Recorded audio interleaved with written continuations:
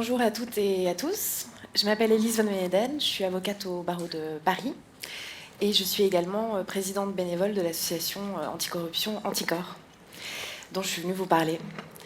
Anticor est une association qui se bat contre la corruption en déposant des plaintes contre des élus soupçonnés de corruption. Le travail qu'on fait, il est essentiel, il est nécessaire, parce que en France, le procureur de la République, qui est chargé de poursuivre les personnes qui sont soupçonnées d'avoir commis des infractions pénales, peut se retrouver en difficulté lorsqu'il s'agit d'attaquer le pouvoir ou des cercles proches du pouvoir. Pourquoi ? Parce que l'évolution de la carrière d'un procureur dépend du ministère de la Justice, qui peut du coup compromettre sa carrière. Et c'est là qu'Anticor intervient. Le travail que l'on fait, nous, c'est d'aller chercher un dossier sur le bureau du procureur de la République pour l'amener sur le bureau d'un juge d'instruction, qui, lui, est constitutionnellement indépendant. On le fait pour défendre un principe qui est fondamental dans un état de droit, qui est le principe d'égalité devant la loi. On le fait pour combattre l'impunité d'une certaine classe politique, et pour démontrer aux citoyens qu'il n'y a pas de super élu et que personne n'est au-dessus des lois. C'est la raison pour laquelle nous avons un agrément associatif qui nous permet de faire ça, il nous permet de saisir un juge d'instruction. Cet agrément, il est souvent en danger, il n'est pas évident à obtenir. On a eu beaucoup de difficultés en 2021, on est de nouveau en difficulté parce que manifestement, l'action de l'association Anticor peut déranger une certaine classe politique. Le travail que l'on fait, nous, c'est d'étudier les dossiers et de chercher à comprendre si les comportements qui sont mis en exergue dans ces dossiers constituent des infractions pénales. On travaille sur plusieurs infractions pénales. D'abord, la corruption. La corruption, ça consiste, pour un élu, à accepter un avantage en contrepartie de faire ou de ne pas faire quelque chose. On travaille sur le trafic d'influence. Le trafic d'influence, c'est le fait d'accepter un avantage également, mais cette fois-ci pour utiliser son influence pour qu'une autre personne fasse ou ne fasse pas quelque chose. On travaille sur la prise illégale d'intérêt. La prise illégale d'intérêt, ça consiste à laisser un intérêt personnel interférer dans la décision publique que l'on est chargé de prendre. On travaille également sur le favoritisme. Le favoritisme, ça consiste à ne pas respecter les règles d'attribution des marchés publics. Et enfin, on travaille sur le détournement de fonds publics, qui est une infraction qui consiste à détourner de l'argent public, évidemment, mais qui consiste aussi à utiliser des biens publics pour une utilisation personnelle. Anticor mène de front aujourd'hui 150 procédures judiciaires qui sont en cours. Moi, ça fait plus de 14 ans que je suis à Anticor, que je suis bénévole. Ça fait 3 ans que je suis présidente d'Anticor. Je viens d'être réélue présidente d'Anticor. C'est un combat qui est passionnant, mais qui est aussi extrêmement difficile. Et c'est vrai que quand on arrive à la trentaine, un des enjeux majeurs, et c'est l'enjeu majeur probablement jusqu'à la fin de sa vie, c'est l'équilibre. L'équilibre entre la vie personnelle, entre la vie professionnelle, avec tous ces événements inexorables qui viennent perturber cet équilibre. Et moi, j'ai ma vie personnelle, bien heureusement, j'ai ma vie professionnelle, mon cabinet d'avocat, et j'ai ma vie militante, qui représente quasiment un temps plein. Donc c'est un trio infernal, et c'est très difficile déjà de trouver de l'équilibre avec cette vie-là. Et c'est encore plus difficile lorsque un de ces événements qu'on ne pouvait pas prévoir intervient, vient perturber cet équilibre qui est déjà fragile. Donc je suis en permanence débordée, en permanence en déséquilibre. Mais ce que j'avais envie de vous dire, c'est que paradoxalement, cette vie militante-là, elle m'apporte énormément et elle m'apporte de l'équilibre. Je crois que je serais très malheureuse si je n'avais pas Anticor, parce que je me sentirais vraiment démunie face à ce que je comprends des dysfonctionnements de notre société. Et il y a beaucoup de combats à mener, il faut les mener, c'est bien et important de les mener.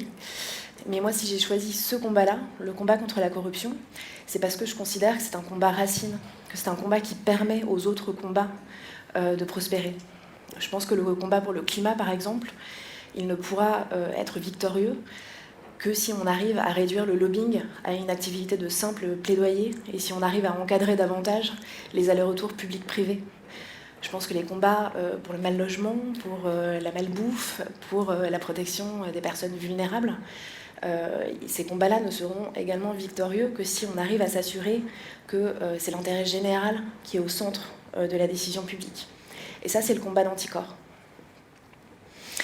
La corruption, le coût de la corruption a été chiffré par le Parlement européen en 2016 à 120 milliards d'euros par an, uniquement en France.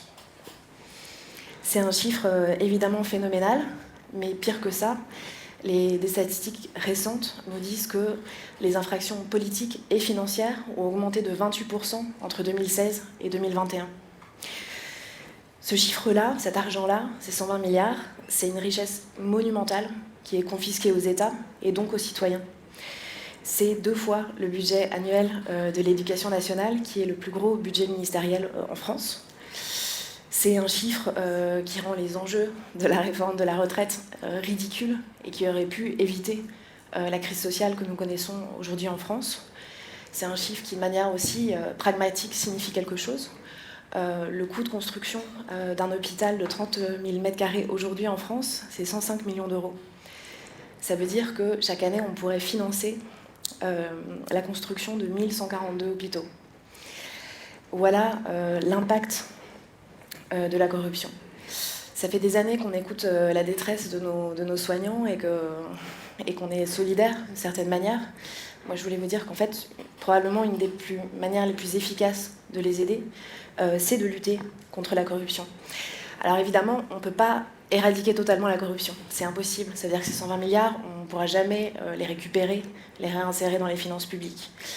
Mais on peut se battre. En tant que citoyen, on peut se battre contre les abus de pouvoir, on peut se battre contre les détournements d'argent public, on peut se battre contre la captation de la décision publique.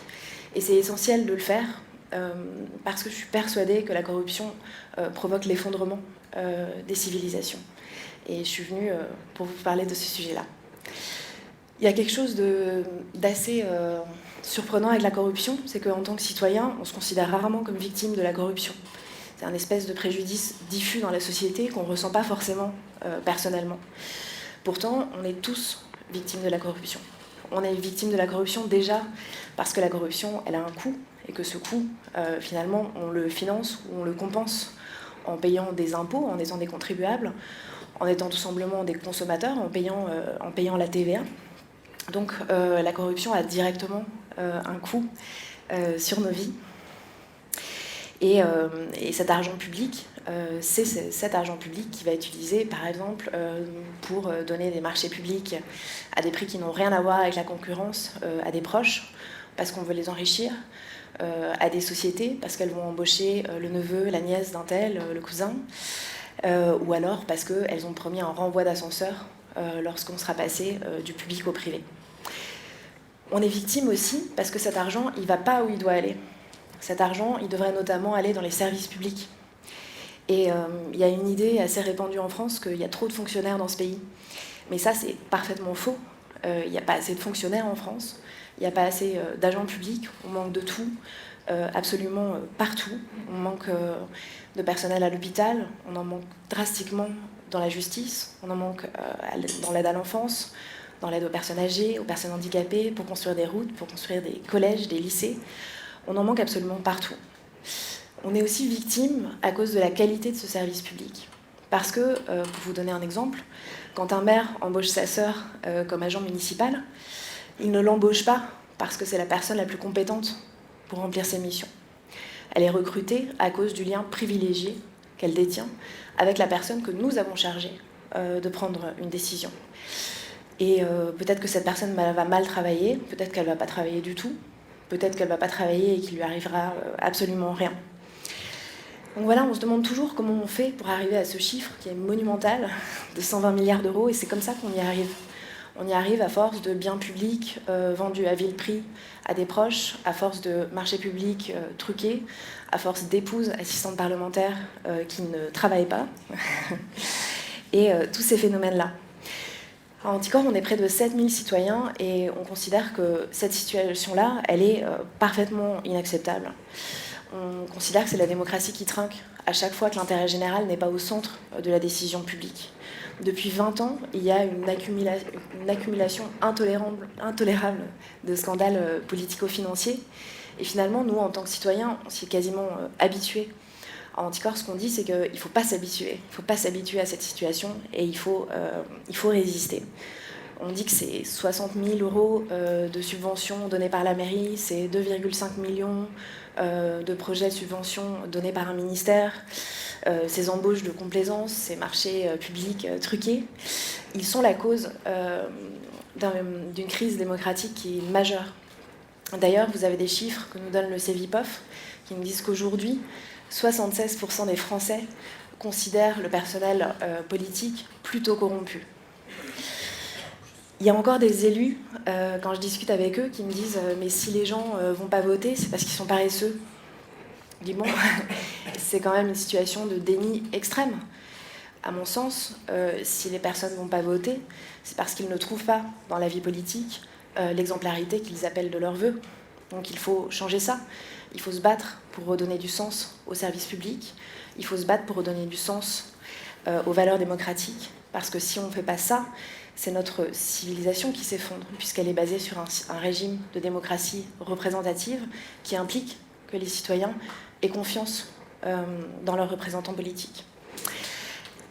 À Anticor, on s'est illustré dans le monde de la lutte anticorruption par nos procès. On est devenu un acteur majeur de la lutte contre la corruption. On a porté plainte dans 159 dossiers, je vous le disais.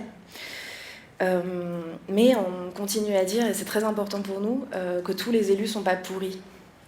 D'abord, c'est factuellement vrai. Il y a énormément d'élus qui ont l'éthique chevillée au corps et qui se battent au quotidien dans des conditions difficiles pour défendre l'exemplarité. Et en plus de ça, le discours tous pourris, qui est un discours profondément populiste, n'aidera jamais la démocratie. C'est pas ça qu'il faut faire. Il faut défendre l'exemplarité.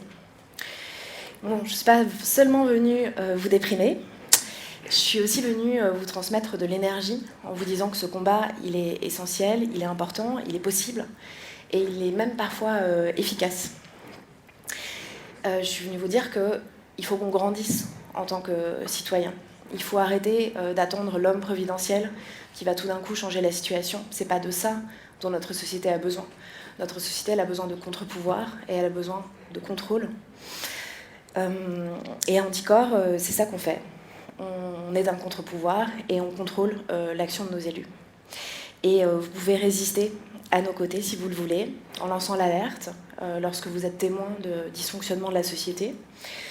Vous pouvez nous aider à réunir des preuves dans les dossiers, vous pouvez nous aider à informer, à communiquer. Vous pouvez vous battre en diffusant une culture de l'éthique via les réseaux sociaux, via les syndicats, via les entreprises, via les partis politiques, au lycée, au collège, partout. Et je voulais vous dire aussi que Anticor est très connu parce qu'on combat la corruption, mais en fait, on se bat aussi pour le rétablissement de l'éthique en politique, et c'est aussi très important. On a une cérémonie annuelle qui s'appelle la cérémonie de remise des prix éthiques, où on remet des Mariannes à des élus, à des journalistes, à des chercheurs, à des artistes qui ont contribué au combat pour l'éthique. Et je vais terminer en vous disant que j'ai l'espoir secret qu'un jour, je pourrai remettre un prix éthique à l'un de vous.